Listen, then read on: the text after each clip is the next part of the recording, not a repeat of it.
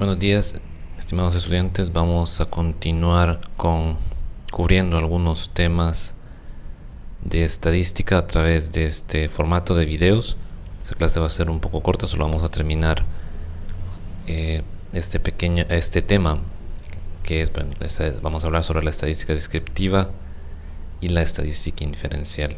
En el video anterior terminamos hablando un poco sobre las variables cualitativa y cuantitativa y cuántos tipos hay. Recordemos que de variable cualitativa había ciertos tipos como ordinal, nominal, y en la variable cuantitativa ahí tenemos de tipo discreta y continua. Estos son términos que van a escuchar de aquí en adelante muy seguido, así que es necesario que tengamos muy presente de qué se trata cuando hablamos de ellos. Hoy día vamos a hablar acerca de la estadística descriptiva e inferencial y cuáles son las diferencias. La estadística descriptiva básicamente es la parte de la estadística que resume toda la información que nosotros hemos recabado, toda la información contenida en un conjunto de datos. Como vimos ya algunos conceptos básicos, la estadística la estadística descriptiva ocupa estos conceptos que ya vimos, por ejemplo la media, la mediana, la moda, el rango, los cuartiles, etc. En la estadística descriptiva usualmente se ocupan gráficos de barras, por ejemplo, e histogramas. Vamos a ver más adelante qué son los histogramas. Esto, como bien lo dice el nombre de estadística descriptiva, simple y sencillamente es con el objetivo de describir patrones básicos de los datos que nosotros hayamos recabado. Entonces, la estadística descriptiva no se preocupa por hacer inferencias sobre una población.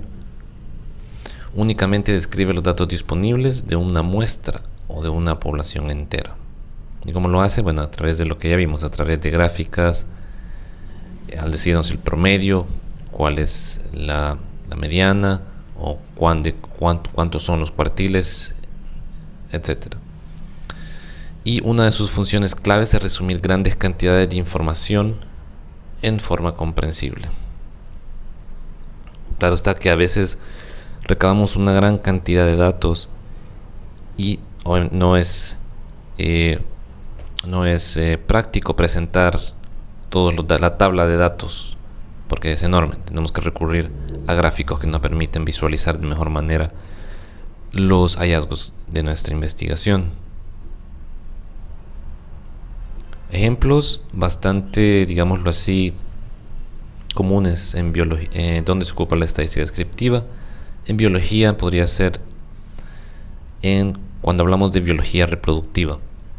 Por ejemplo, este trabajo de la biología reproductiva de un perico, de un citácido, podemos ver unos ejemplos. Por ejemplo, en este histograma, parece un gráfico de barras, pero técnicamente es un histograma.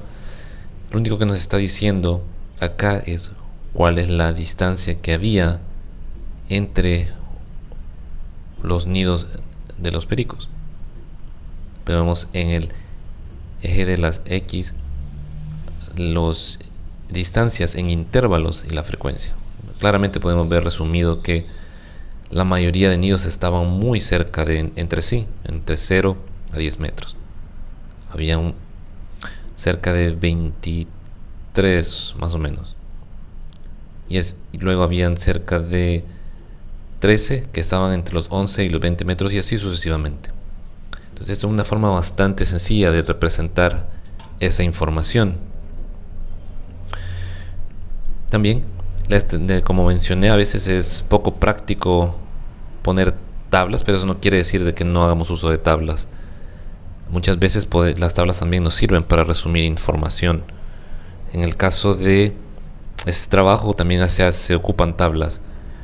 Por ejemplo, en esas tablas resumen el número de cámaras que tenían estos nidos. Probablemente es un ave que anida en huecos, como muchos pericos anidan en huecos. Cuántas de estas cámaras tenían huevos, cuál era el tamaño promedio de la puesta y así sucesivamente. Podemos ver aquí un símbolo que ya vimos en la clase introductoria, que es X barra, que es el promedio, y otros términos, también otro concepto que ya vimos en la clase inicial, que es el rango.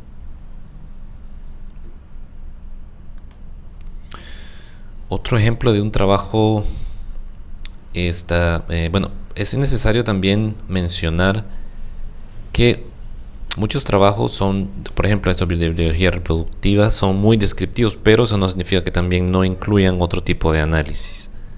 En este artículo en particular, aunque sí se hace otro tipo de análisis que ya no es descriptivo, pero la mayoría de hallazgos que presenta los presenta en forma descriptiva, igual que este otro trabajo, de otro ejemplo de trabajo descriptivo, que es el desarrollo embrionario en condición de laboratorio del cangrejo rojo Usides occidentalis. Este trabajo es muy interesante, es importante saber esta información, ¿no? Cómo es el desarrollo embrionario de esta especie, que es muy importante económicamente hablando. Y este trabajo, básicamente lo único que presenta es una tabla donde presenta los estadios y algunas medidas que se hicieron al huevo, de cuánto volumen era, cuestiones por el estilo. Aquí presenta el promedio, como podemos ver. Y vemos también que hay un más menos y hay otro valor. Aquí dice promedio más menos SD. SD significa en inglés Standard Deviation, o en español desviación estándar, que es una medida que siempre debemos poner en trabajos biológicos junto al promedio. Eso lo vamos a ver dentro de 2 o 3 clases. ¿Cuál es la importancia? Vamos a ver también cuál es la importancia de se conoce como medidas de dispersión. En ese trabajo también, como mencioné, no usualmente los trabajos son muy raros los trabajos, no diría raros, pero hay muchos trabajos que son netamente descriptivos, pero hay otros trabajos que son muy descriptivos, pero también hacen otro tipo de análisis. Y en particular también es otro de esos artículos que no solo se limitan a dar medidas y a describir volúmenes y medidas de los estadios, sino que también hacen por ahí unas pruebas estadísticas. Podemos ver, por ejemplo, que está del p-valor de 0.05. Eso nos indica de que hubo una prueba estadística en algún punto del artículo. Y sí lo hay en el artículo. Pero para ese caso solo quise poner la tabla para ilustrar un ejemplo de cómo estos autores usan la estadística descriptiva para reportar sus hallazgos. Ese es otro trabajo que también me pareció muy bueno para ejemplificar esto. Este trabajo se titula Características morfológicas y morfométricas de 5 especies de Cryptotis, que básicamente lo que hicieron los autores es tomar medidas de algunas partes del cráneo. Aquí podemos ver, por ejemplo, las medidas que ellos tomaron del cráneo en total, también de la dentadura y así sucesivamente. Todos ellos tomaron estas medidas, obtuvieron la media o promedio, y de nuevo encontramos lo que vimos en el otro artículo. Aquí se llama SD, pero es porque está en inglés, Standard Deviation, promedio. Pero aquí ya está en español, media o promedio más la desviación estándar. Como mencioné, esto va a ser siempre que reportemos promedios o medias en biología, tenemos que acompañarlos de la desviación estándar. La vamos a ver más adelante. Pero, como estaba mencionando, tomaron las medidas de las diferentes partes del cráneo y resumieron esta información en promedio, el mínimo y el máximo para cada una de las 2 especies. Este trabajo no solo se limitó, como mencioné, a presentar datos descriptivo, sino que también hicieron otro tipo de análisis. Entonces el mensaje aquí es que cuando presentemos nuestros trabajos en biología, siempre debemos de empezar con la estadística descriptiva. Siempre podemos dar la información general, la información básica, promedios, mínimos, máximos, rangos, etc. Entonces esa es la parte descriptiva. Luego tenemos la estadística inferencial. Entonces la inferencia estadística o estadística inferencial es el conjunto de métodos y técnicas que nos permiten inducir a partir de la información empírica proporcionada de una muestra. Es decir, como mencionábamos, usualmente en biología usualmente trabajamos con muestra, ¿verdad? No podemos muestrear todos los árboles de un bosque, así que tenemos que trabajar con muestra. Entonces, tenemos nuestra población, hacemos el muestreo, es decir, recabamos los datos ya de nuestra muestra, y con esta muestra podemos hacer una inferencia estadística y así conocer o estimar más bien algunos aspectos de esa población de la cual obtuvimos la muestra. Bueno, ¿recuerdan el ejemplo que vimos sobre población, universo y muestra? Población y universo son sinónimos. En el ejemplo que vimos teníamos un parche de bosque. Dijimos que eso podría ser fácilmente nuestra población universo, y que si hacíamos parcelas de vegetación, esas parcelas iban a ser nuestra muestra. A través de la estadística inferencial podríamos conocer a través de las muestras de los árboles, podríamos estimar aspectos generales de ese parche de bosque. Por ejemplo, cuál es el promedio del grosor de los árboles, lo que se conoce como diámetro, altura, pecho. Eso podría ser algo que podríamos conocer a través de las muestras. Entonces, es algo que se puede hacer con estadística diferencial, pero también otro de los usos de la estadística diferencial es comparar si existe alguna diferencia entre grupos. Lo vamos a ver con un ejemplo. Y las pruebas, usualmente, si queremos nosotros comparar si hay diferencias entre dos o más grupos o dos o más características de algún organismo, ocupamos pruebas estadísticas. Esa la vamos a ver mucho más adelante en el curso, pero para que nos vayamos ya familiarizando.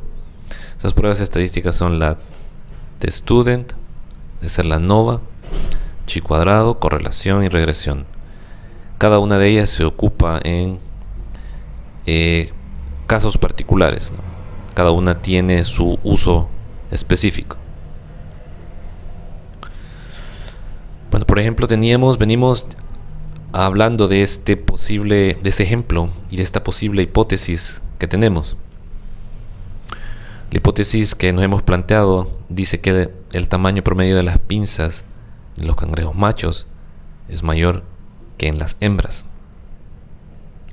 Entonces, tenemos básicamente dos grupos, ¿verdad? Los machos y las hembras. Y vamos a tomar una medida, que es el tamaño promedio de la pinza. Como sabemos, en biología, como ya he mencionado, trabajamos con dos hipótesis, la nula y la alternativa. En este caso, esta sería la alternativa, y la nula sería, básicamente la podríamos decir que en las que no hay ninguna diferencia en las pinzas de los cangrejos macho y hembra. Y vamos a ver más adelante estas pruebas estadísticas, pero para que nos vayamos familiarizando, cuando tenemos dos promedios y los queremos comparar, utilizamos esta prueba que se conoce como T-Student. Desde luego, como mencioné, esto no es así tan fácil, digámoslo así, o porque al ocupar estas pruebas tenemos que asegurarnos que nuestros datos cumplan ciertos criterios, pero eso lo vamos a ver más adelante, como ya mencioné. Pero para que vayan más o menos conociendo, cuando queremos comparar dos promedios, usualmente utilizamos esta prueba de T-Student. Algunos ejemplos de trabajos con estadística inferencial podría ser ese trabajo que habla sobre cómo los ecosistemas se degradan después de la fragmentación de los bosques. Como saben, el problema de fragmentación de bosques es un problema bastante serio y que se ha estudiado bastante.